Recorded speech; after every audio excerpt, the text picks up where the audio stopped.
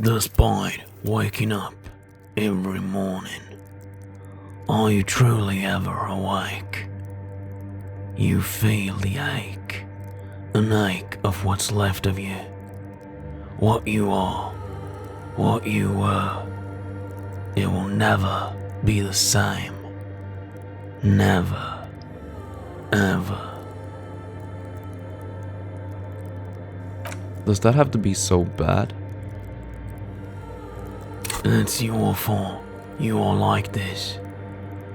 It's only ever as bad as you make it. And at some point, you made it really, really bad. I don't want to be bad. I want to feel okay. Every sunrise is a possibility for change. The world resets. If you promise yourself and keep to the promise, you can change. Sunrise, Parabellum. Prepare for change.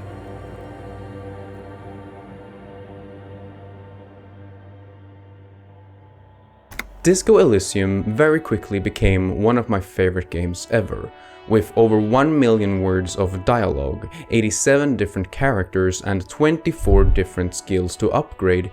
It's really hard not to be completely absorbed into the universe. The premise is quite simple. You're a detective tasked to solve a murder case. The only issue is that you don't remember anything. You know nothing about your past, the universe, or even what basic concepts like what currency is. You have to relearn almost everything about the world, your place in it, and how to navigate your way through life. Making the main character a perfect vessel for the player to immerse themselves into the world. When starting a playthrough, you're tasked with creating a character. The 24 skills are segmented into 4 groups: intellect, psyche, physique, and motorics. Luck can play a major factor in your experience. You'll also notice how the different skills and the way you level them up can impact not only the story, but also your character. This is a CRPG. The skills will roll hidden checks throughout the game, during dialogues, actions, or just walking around. Succeeding oftentimes gives you new information about the world, insight to a character's thoughts or feelings, and sometimes a hidden check can give you advantage to a specific dice roll or gives you new dialogue options. Hell, sometimes failing a check can create unexpected and crazy scenarios that are just as fun and insightful as a successful roll. The skills have minds of their own, personalities, and relationships with each other. The skills are not actually skills at all. They are a way for you as the player to see yourself in the main character. His mistakes are your mistakes. His pain is your pain. And you can only blame yourself for the way you are.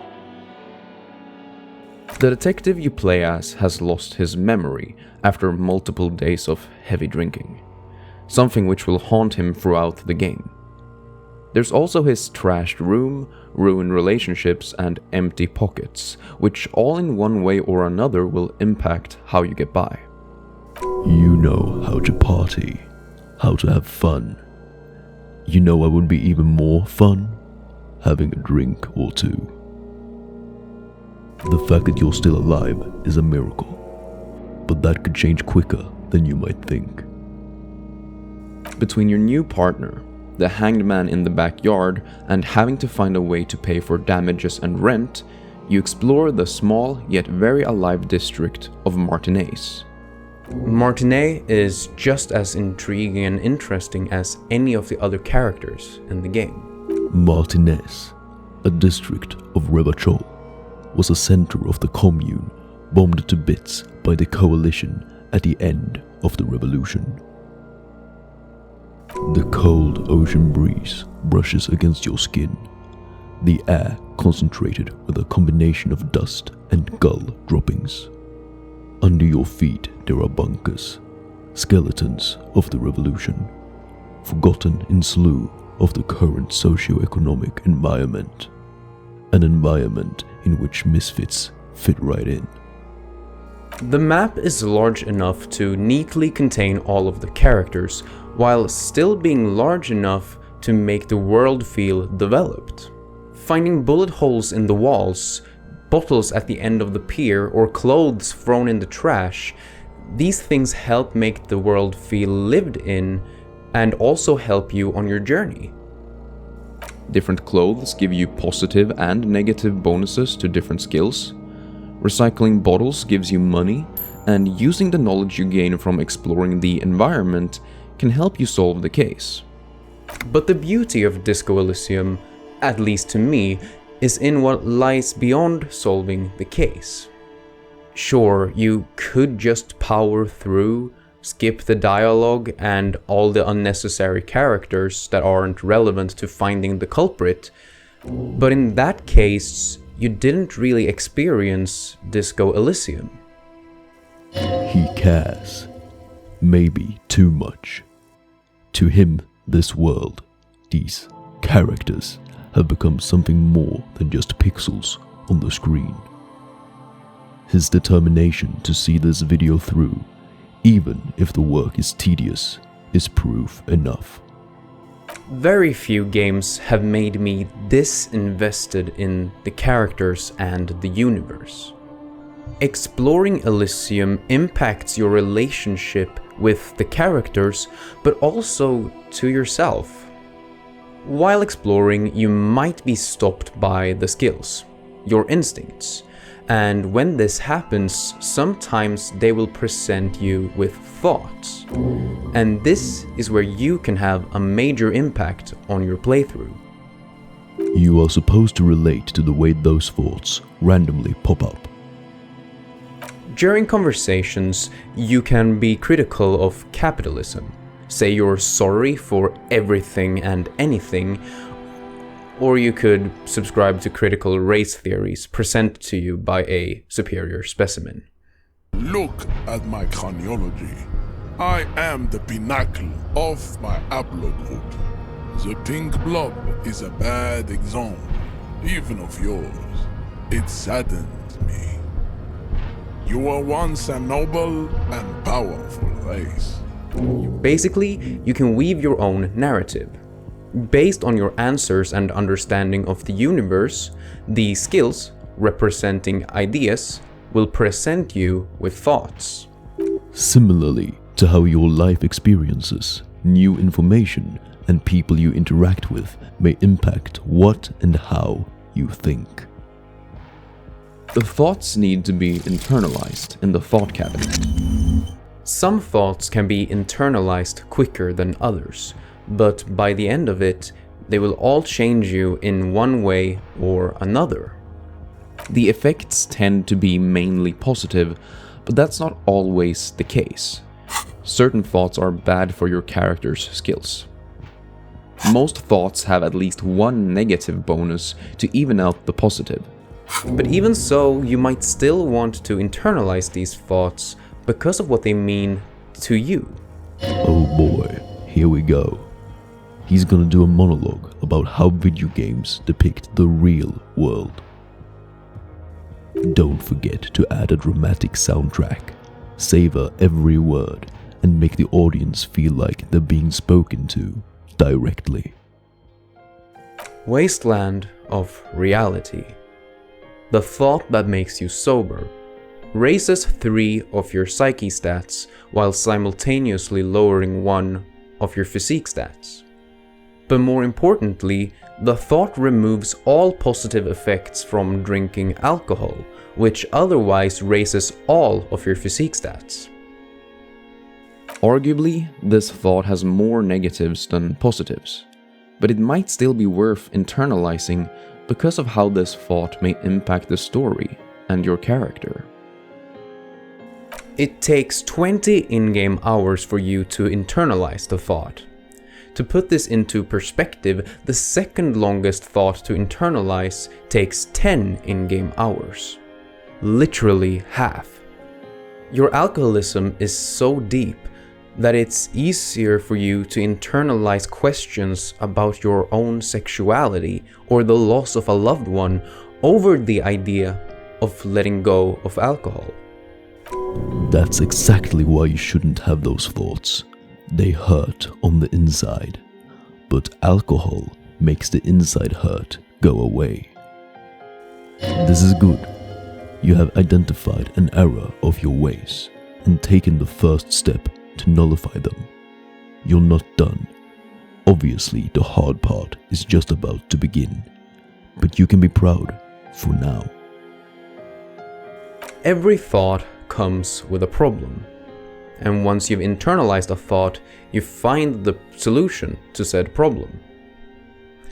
The problems and solutions aren't always rational, and sometimes they aren't really problems or solutions at all.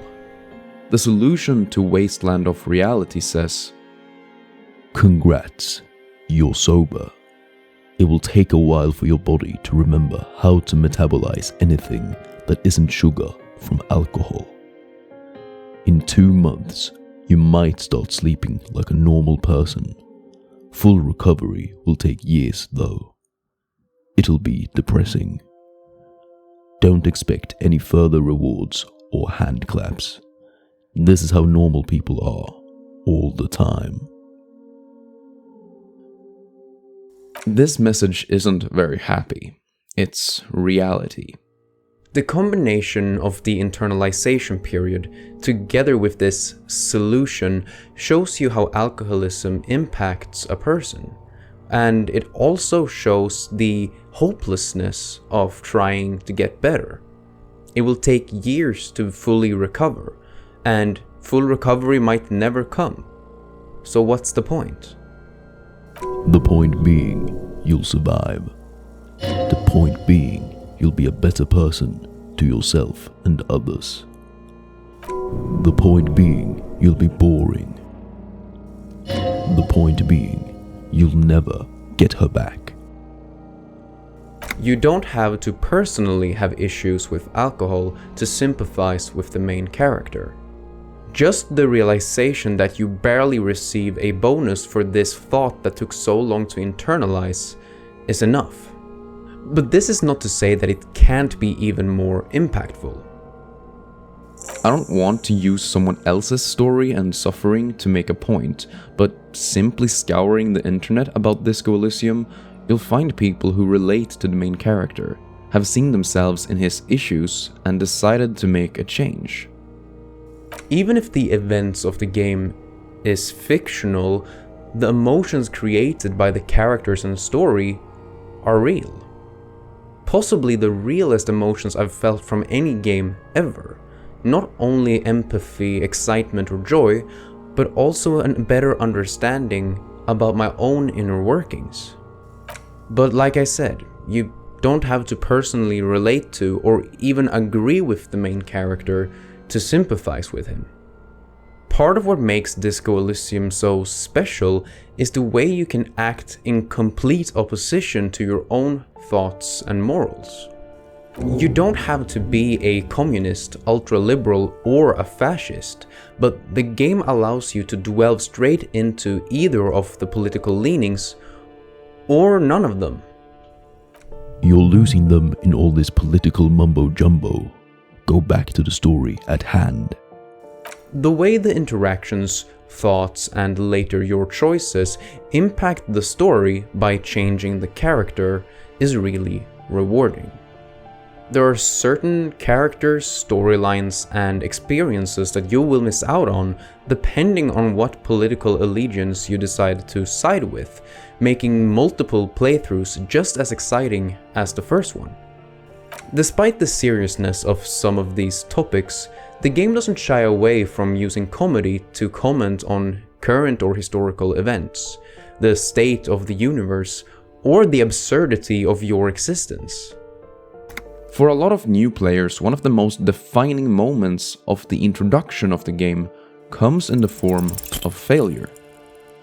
You wake up in your hotel room. Tiredly, you look around and find your tie hanging from the ceiling. Trying to snatch the tie from the fan requires a dice roll, which, if failed, deals damage to your health. If your health reaches 0, you suffer a heart attack, potentially ending your run in the first 30 seconds. Maybe next time you'll be more careful to keep up with your physical health. Maybe next time you'll be kinder to yourself and have higher morale. This tragic comedy is the glue that keeps the story together. It's there so the player can catch their breath after an emotional moment. The humor also helps during long stretches of dialogue. It might be because of a failed roll, forcing you to choose a dialogue option which is as absurd as it's funny. It might be because of the way a skill forces its way into the conversation by adding lore while also poking fun at your choices. Actually, the skills never force their way into anything. They're all in your head. No one knows about the voices. The comedy could also be brought upon by your choices, like the way the game makes fun of extremist views from all corners of the political sphere. It's no accident that Women, men of Wur, are the ones destroying the fatherland if you're aligning fascist. It's also no accident that as a moralist, read centrist, your only real opinion is that having no opinions make you a better person. Of course, certain aspects are over-exaggerated for comedic effect, but the way the political climate is presented helps you to understand the world that the game takes place in. As you walk along the seafront, the salty ocean smell mixes with the odor of your own breath. There is also the stench of every bodily fluid mixed together from the sewage. You don't need comedy or politics to tell this city is a shithole, but it's your shithole. After each playthrough, you feel more connected to the world. Not only because you got the chance to succeed with different roles or find secrets you missed, but also because you better understand yourself. Every interaction makes you question yourself by forcing you to adapt to the specific situation and the route you're taking. Every thought makes you confront your own biases and re-evaluate your own feelings. Every character presents you with a new way to interpret them, the world, or yourself with each playthrough, even if you don't notice it, even if it's unconsciously. Through your journey in Disco Elysium, you will change. You know it's true.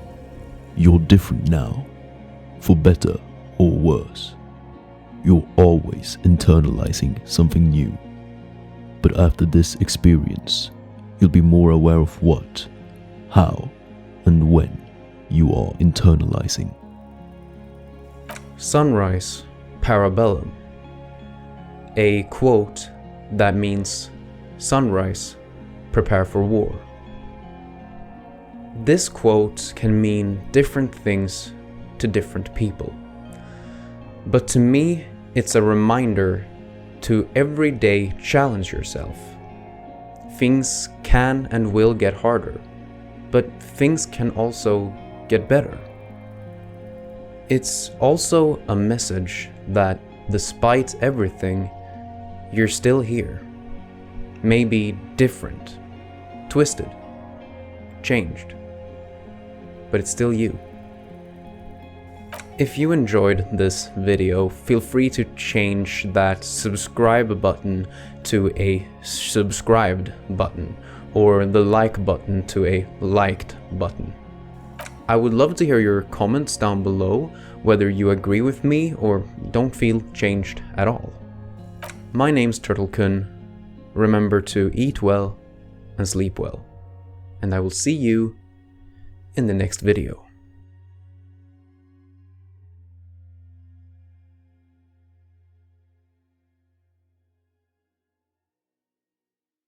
Hi, this is just like a quick, I'm trying something new where I add in some sort of, I don't know, this is not an outro, this is like a post-credit scene.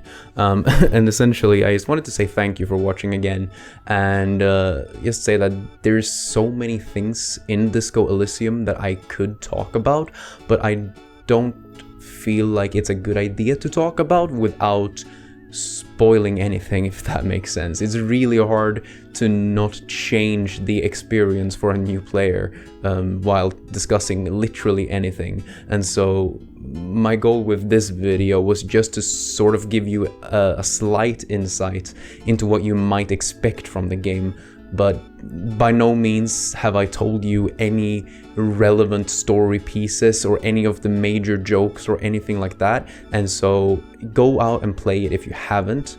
I'd also like to recommend a couple of videos. There's the I don't want to be this type of animal anymore. I'll link this down below somewhere. It's a really great sort of summary of the main plot of one type of playthrough. It's great with a lot of personal anecdotes thrown in there as well, so I highly recommend that one. It's like 4 hours long. I watched it. It was great throughout. Just 10 out of 10 video. I'm also reading the book by one of the creators right now. Maybe I'll do a video on that or chat more about that somewhere else. We do have a Discord. Feel free to join that. Also a link down below somewhere. Once again, thank you so much for watching. My name's TurtleKun, and I'll see you in the next video.